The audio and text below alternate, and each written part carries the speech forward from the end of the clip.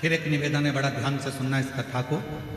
शिव जी के मंदिर में जाकर आप धन मांगोगे, भगवान धन दे देगा। शिव जी के मंदिर में जाकर आप दौलत मांगोगे, भगवान दौलत दे देगा। शिव जी के मंदिर में जाकर आप वैभव मांगोगे, शिव जी वैभव दे देंगे। शिव जी के मंदिर में जाकर आप कुर्सी मांगोगे, सत्ता मांगोगे, भोलेनाथ जी वो भी दे देंगे। पर शिव जी के मंदिर में जाकर आप यदि भक्ति मांगोगे तो भगवान शंकर को थोड़ा सोचना पड़ेगा।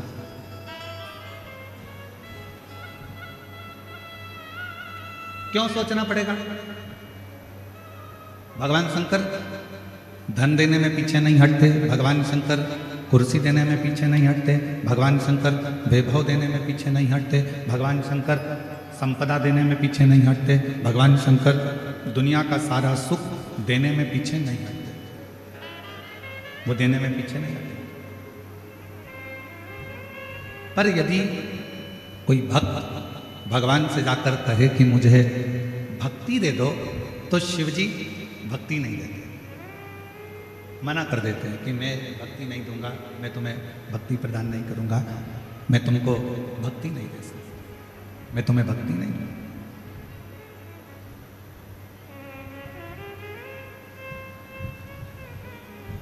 एक बार पार्वती जी ने भी शिव जी से पूछ लिया कि आप दुनिया के सारे लोगों को, दुनिया के सारे भक्तों को आप जायदाद दे देते हो, संपदा दे देते हो, दौलत दे देते हो, गाड़ी दे देते हो, बंगला दे देते हो, सब कुछ आप दुनिया के लोगों को दे देते हो, तो भक्ति क्यों नहीं देते? भगवान कहते हैं, पार्वती अगर मैंने इसको भक्ति दे दी और इसने अगर भक्ति को प्राप्त कर लिया तो फिर इसको कुछ मांगने की जरूरत ही नहीं पड़ेगी, मुझे खुद इसके दरवाजे पर जा जाकर इसको सब कुछ देना पड़ेगा, फिर ये मांगेगा कुछ यदि भक्ति मिल जाए। एक लाइन पहले लोग भजन में, स्मरण में एक लाइन गुनगुनाया करते थे, भजन में, कीर्तन में एक लाइन पहले के लोग गुनगुनाते थे कि भगत के वश में है भगवान, भगत के वश में है भगवान, भगत बिना ये कुछ भी नहीं है, भगत बिना ये कुछ भी नहीं है, भगत है इनकी जान, भगत के वश में है भगवान, भगत के वश में है भगवान। पहले के लोग गुनगुनाते थे, स्मरण करते थे, पुकारते थे। क्यों? क्योंकि भगवान भक्ति के बिना, भगवान भक्ति के सिवा तुम जो मांगो भगवान से, भगवान वो देने को तैयार है। भक्ति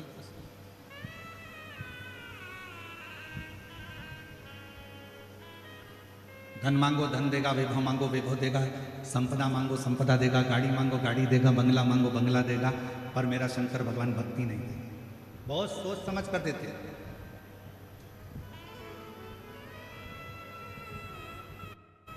और आज के समय में हो क्या रहा है?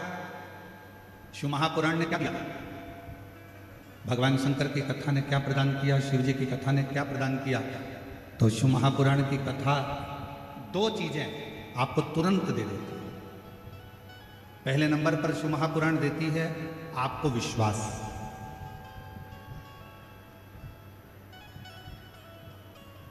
और दूसरे नंबर पर शिव महापुराण देती है आपको भक्ति। क्या करना सिखा रही है? शंकर के मंदिर जाओ, एक लोटा जल चढ़ाओ, शिव जी के दरवाजे जाओ, शिव जी का भजन करो, स्मरण करो, शिव नाम जपो, बेलपत्र चढ़ाओ, मंदिर में सफाई करो, मंदिर में चाकरी करो, भगवान शंकर के मंदिर में जाना प्रारंभ करो। शिव महापुराण दो चीजें आपको दे रही है। एक पहले नंबर पर है विश्वास, दूसरे नंबर पर है भक्ति। दो चीजें शिव पुराण दे, एक विश्वास दे रही है और दूसरी भक्ति दे रही है।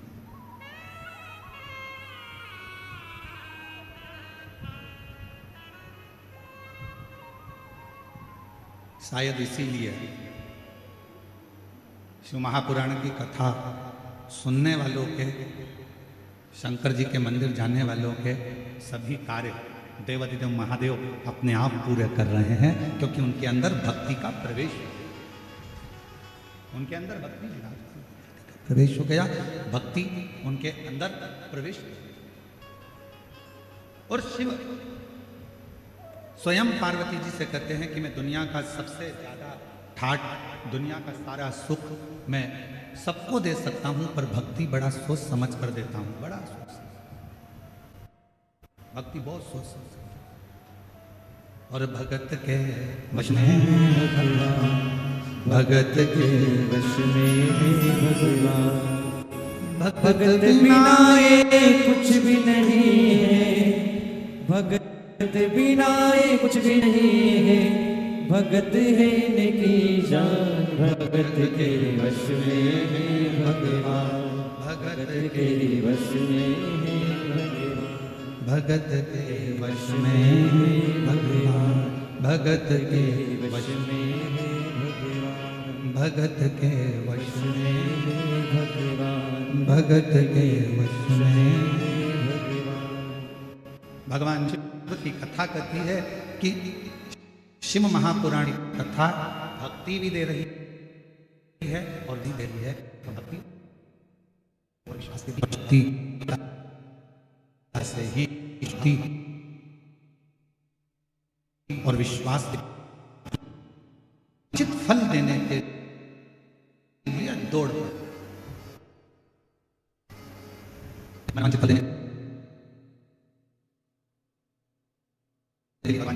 है। सारी समस्या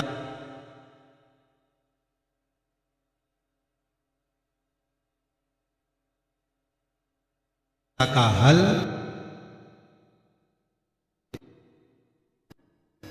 भगवान सर को हमारे पास लाने का क्रम, एक भक्ति, दूसरा विश्वास।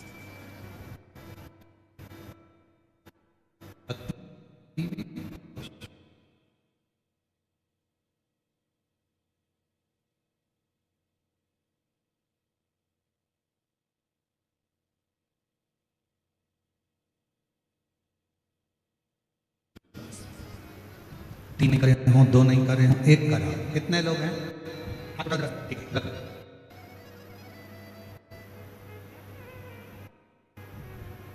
अब आप में से कितने लोग हैं जिन्होंने शंकर भगवान के सोमवार का व्रत श्रावण के महीने में नहीं कर पाए? हाथ उठाओ जरा, जो नहीं कर पाए। ठीक है,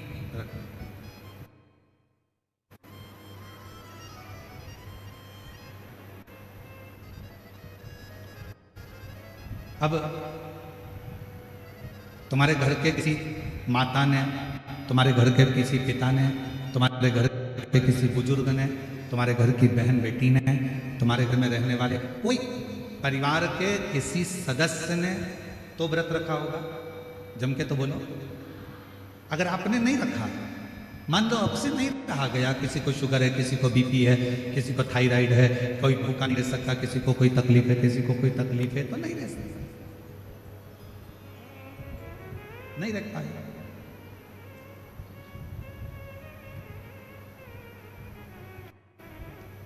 घर में रहने वाला कोई भी सदस्य सोमवार का व्रत रखा हो, सोमवार का व्रत रखा हो, श्रावण महीने का व्रत रखा हो, तो शिव महापुराण में वर्णन आता है। भाई सत्ता के अंतर्गत बड़ी सुंदर बात आती है। सोमवार के दिन, शिवरात्रि के दिन, सोमवार की अष्टमी के दिन, प्रदोष के दिन यदि भगवान शंकर का कोई व्रत धारण करा है किसी स्त्री या पुरुष ने, और मान लो आपने वो व्रत नहीं किया, और जिसने व्रत किया तो वायव्य संहिता कहती है उस व्यक्ति के मात्र मुख का दर्शन हो जाए तो व्रत का फल हमारे खाते में आए।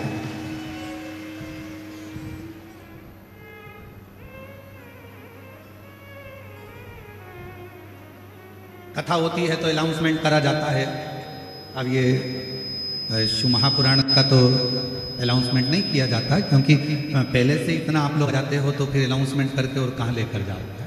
तो शिव पुराण का तो अनाउंसमेंट नहीं करते, पर जगह जगह जब कथा होती है तो अनाउंसमेंट होता है, हमारे इस क्षेत्र में इतनी तारीख से इतनी तारीख तक श्रीमद् भागवत कथा होगी, इतनी तारीख तक राम कथा होगी, इतनी तारीख तक शिव महापुराण की कथा होगी, इतनी तारीख तक गीता जी का पाठ होगा, इतनी तारीख तक हमारे यहाँ ज्ञानेश्वरी का पाठ होगा, इतनी तारीख तक हमारे यहाँ पर ये विष्णु पुराण, नर्मदा पुराण, भविष्य पुराण, कूर्म पुराण, नारद पुराण की कथा होगी, इतनी तारीख से हमारे यहाँ देवी भागवत होगी। इसका अनाउंसमेंट होता है,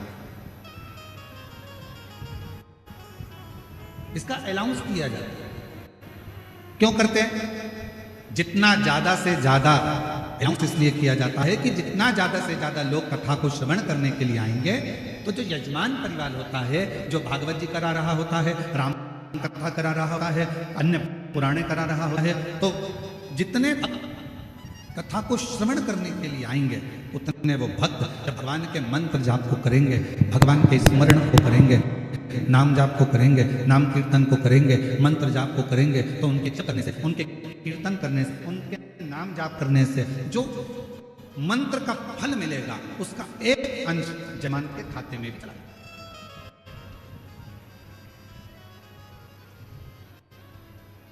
अब दया सिंह जी,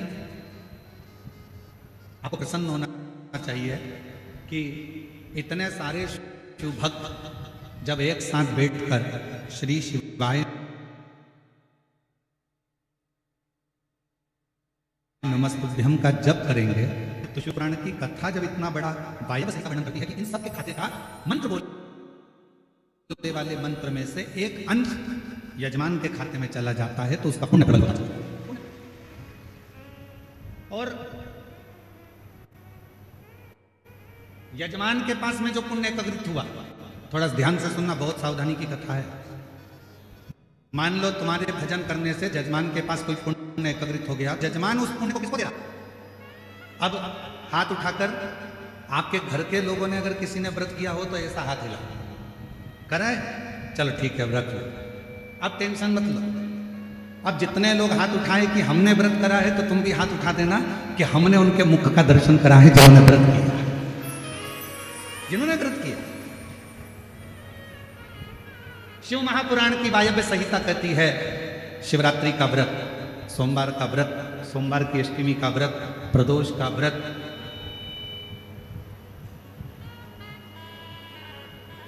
भगवान के जितने शिव जी के व्रत होते हैं, इन व्रत को करने वाले का यदि केवल मुख का दर्शन करा जाए, केवल चेहरे का भी दर्शन करा जाए, तो उसका फल है, उसका फल। जैसे शिव महापुराण की विद्येश्वर संहिता में लिखा है कि श्री शिवाय, जम के बोलो जरा, श्री शिवाय नमस्ते। शिव महापुराण की विद्येश्वर संहिता में लिखा है कि श्री शिवाय नमस्तुभ्यम बोलने वाले के मात्र मुख का दर्शन कर लीजिए, सारे पाप समाप्त हो जाते हैं और अश्वमेध यज्ञ का पुण्य फल, सोम यज्ञ का पुण्य फल खाते में हमारे आ जाता है। अश्वमेध यज्ञ का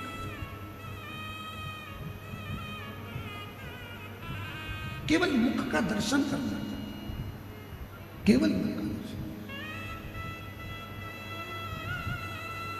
सब एक साथ में बोले, बड़े प्रेम से बोले, श्री शिवाय नमस्तुभ्यं, श्री शिवाय नमस्तुभ्यं, श्री शिवाय नमस्तुभ्यं, श्री शिवाय नमस्तुभ्यं, श्री शिवाय नमस्तुभ्यं, श्री शिवाय नमस्तुभ्यं। अब आप लोगों ने इतनी बार श्री शिवाय नमस्तुभ्यं बोला, टीवी पर कथा सुनने वालों ने बोला, आस्था चैनल पर कथा श्रवण करने वालों ने बोला, फेसबुक यूट्यूब पर कथा श्रवण करने वालों ने बोला, अपने मुख से तुमने उच्चारण करा। तुम जिस गली से, जिस मोहल्ले से, जिस कॉलोनी से, जिस नगर से, जिस क्षेत्र से निकल कर जाओगे, और जिस क्षेत्र से आप निकल कर जाओगे, जिस गली से आप निकल कर जाओगे, जिस मोहल्ले से आप निकल कर जाओगे, जिस कॉलोनी से आप निकल कर जाओगे, आपके मुख का दर्शन जितने जितने लोग करेंगे, आपके चेहरे का दर्शन जितने जितने लोग करेंगे, आपके मुख का दर्शन जितने जितने लोग करेंगे, वो सब ना जाने कितने पापों से छूट जाएंगे और अश्वमेध यज्ञ का फल आपकी जिंदगी में प्राप्त होता चलेगा। कितना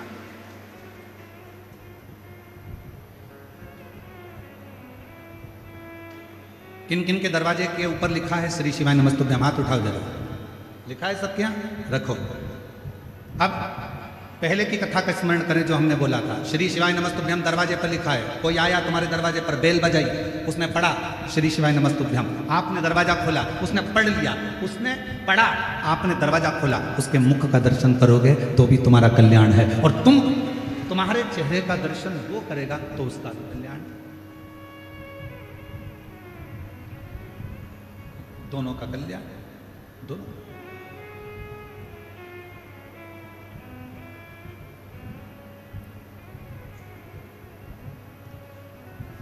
और शिव नाम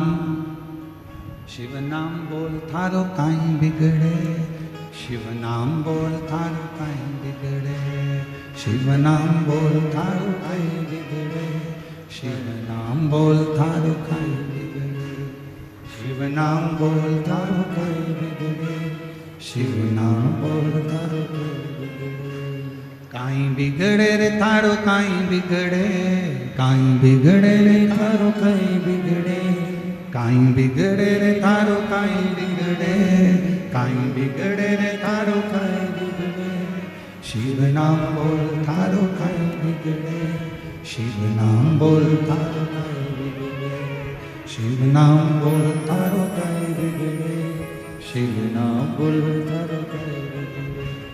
शिव नाम बड़ा अनमोल है, ये भगवान शंकर का नाम इतना अनमोल है, जो जपता है उसका कल्याण, जो जपे वो मुक्त।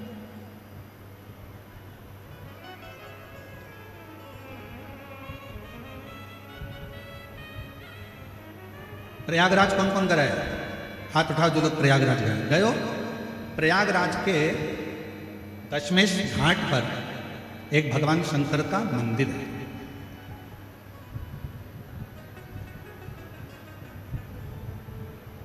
प्रयागराज के दशमेश घाट पर एक भगवान शिव जी का मंदिर है जिसका नाम ब्रह्मेश्वर महादेव।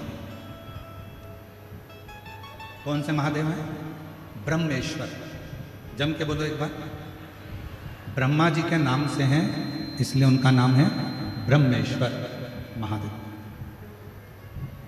सभी लोग एक बार मुख से वापिस बोलो ब्रह्मेश्वर महादेव। प्रयागराज के दशमेश घाट पर ब्रह्मेश्वर महादेव। शिव महापुराण का प्रसंग कहता है जब भगवान ब्रह्मा और भगवान विष्णु जी ने एक बड़े से पर्वत का घुमाना, उस पर्वत को प्रारंभ करा शिव को जानने के लिए, भगवान शंकर को पहचानने के लिए, शिव को जानने के लिए उस पर्वत को जब घुमाना प्रारंभ करा तो एक शिवलिंग की आकृति उस पर्वत में से प्रकट।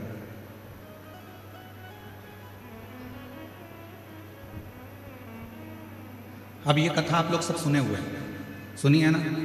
शिवलिंग की आकृति प्रकट हुई। भगवान ब्रह्मा और भगवान विष्णु में आपस में चर्चा हुई कि भगवान नारायण चरण देखने के लिए गए और भगवान ब्रह्मा जी उनका शीश देखने के लिए गए।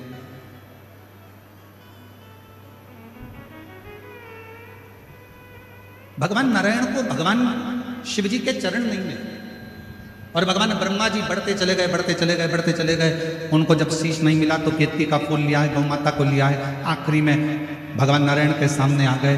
भगवान नारायण ने सत्य कह दिया, इसलिए भगवान विष्णु का नाम सत्यनारायण हो गया। और केतकी के फूल ने झूठ बोला तो उसको श्राप लगा, गौ माता ने झूठ बोला तो उनके मुख को श्राप लगा, और भगवान ब्रह्मा जी ने झूठ बोला तो उनका सिर कटा।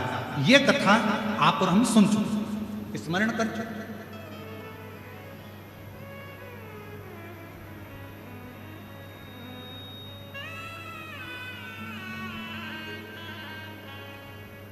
ब्रह्मा जी का सिर कटा हुआ लुढ़कता गया, कर्मनाशा नदी उत्पन्न हो गई।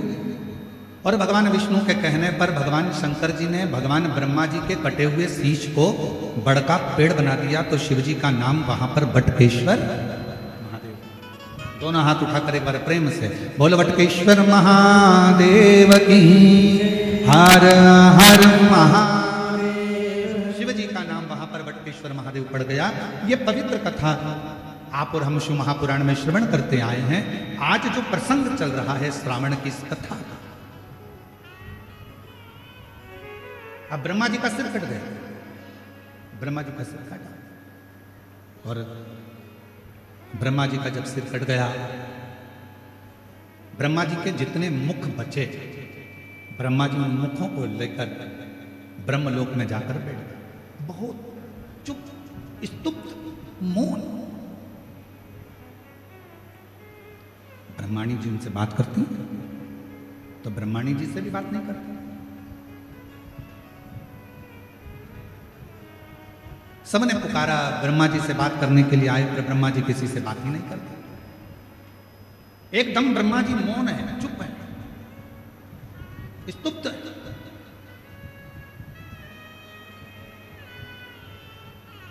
और फिर निवेदन है,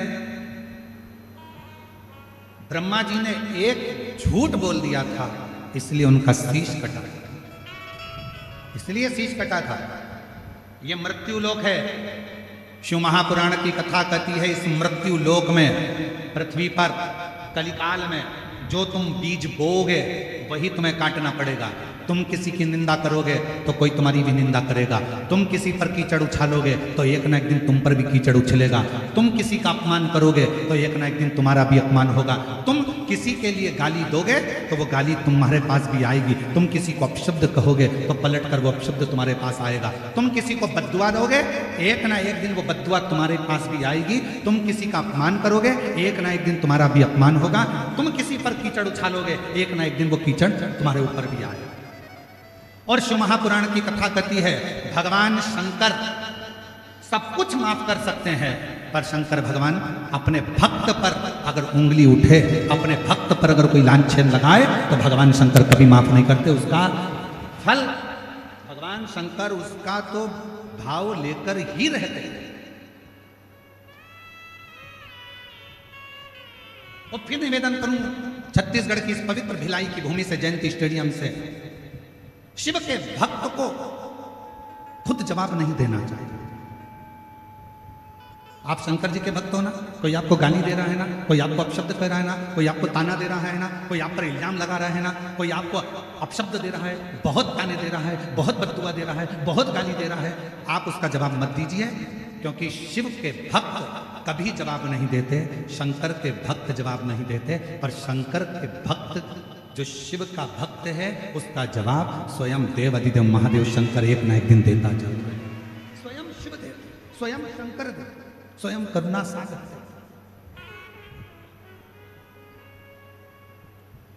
बमोल का पेड़ लगाओगे तो आम नहीं आएगा, आम का पेड़ लगाओगे तो आम आएगा। अच्छा बोलोगे तो एक दिन वो अच्छाई तुम्हारे सामने आएगी। तुम अगर दूसरे को अपशब्द कहोगे तो तुम्हारे ऊपर भी एक दिन अपशब्दों का पहाड़ टूट पड़ेगा। शिव जवाब जरूर देते।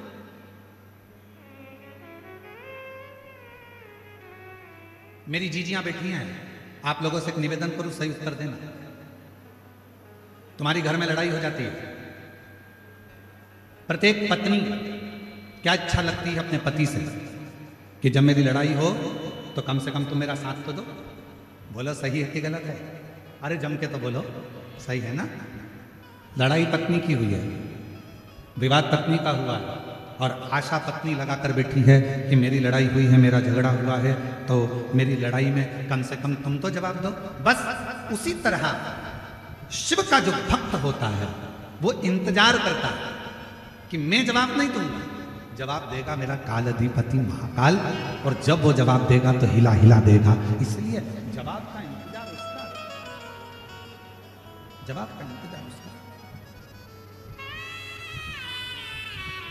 और देख लिया संसार, हमने देख लिया सब मतलब के यार, हमने देख लिया झूठे नाते झूठे रिश्ते, झूठे नाते झूठे रिश्ते, झूठा है संसार, हमने देख लिया सब मतलब के यार, हमने। देख लिया। आप अच्छा करिए, आपको अच्छा मिलेगा। एक लड़के ने अपनी माता से कहा, माँ मैं अगर 12वीं पास कर लूँगा तो क्या मैं डॉक्टर बन जाऊँगा? क्या मैं MBBS करने के लिए तत्पर रहूँगा? माँ ने कहा, MBBS करने के लिए कितनी तैयारी करना पड़ती है, कितना एग्जाम देना पड़ता है, और इतनी परीक्षा देगा तब जाकर तो डॉक्टर बनेगा। माँ क्यों ना मैं एग्जाम दूं और तैयारी भी मैं घर में ही करूं।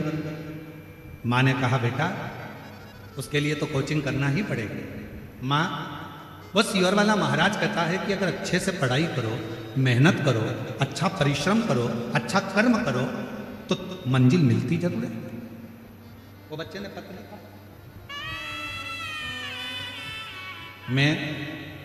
मेरा नाम रिंकू देवी है, पति रत्नेश कुमार साहू है, मैं भिलाई के चनौदा की रहने वाली हूँ। गुरुजी मेरा भाई इंद्रजीत कुमार ठाकुर,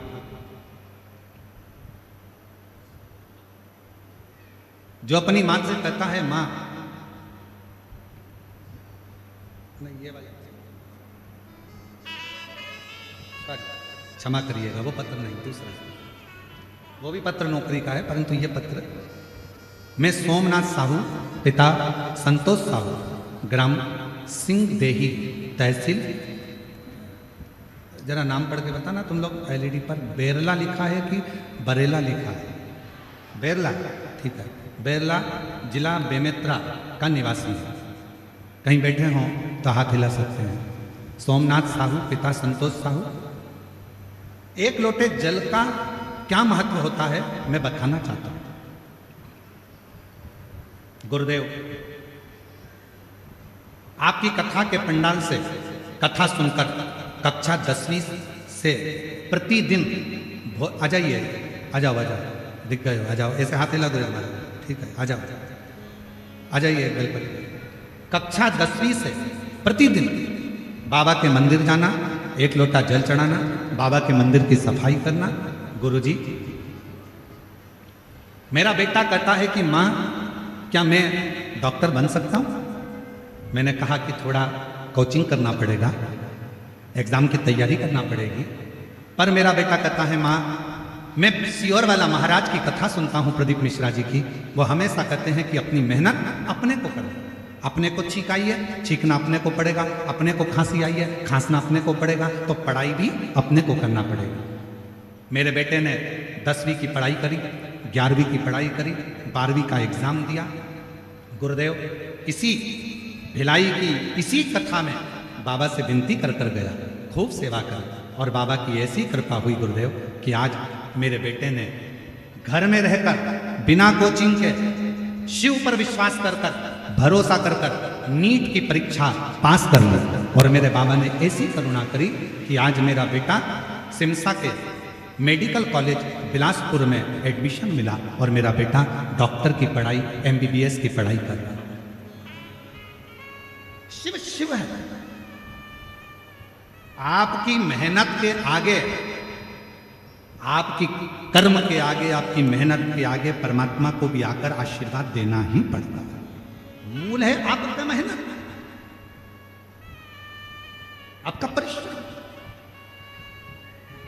उस बच्चे ने लिखा है कि माता जी ने लिखा है, मेरा बेटा रोज मंदिर जाता है, रोज जल चढ़ाता है, रोज शिव जी के मंदिर जाता है, रोज जल चलाता है, शंकर जी के मंदिर में सफाई करता है, भोलेनाथ जी का, पशुपतिनाथ का व्रत किया, यहीं भिलाई में बैठकर शिव महापुराण की कथा सुनी, और आज मेरा बेटा डॉक्टरी की पढ़ाई कर रहा है। आज मेरा बेटा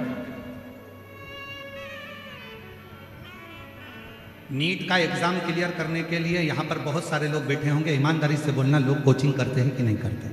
जम के तो बोलो जरा।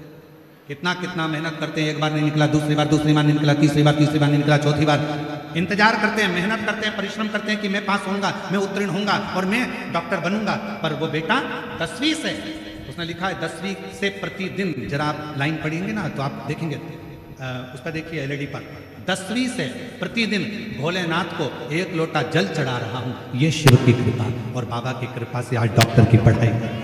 ये एक पत्र और है।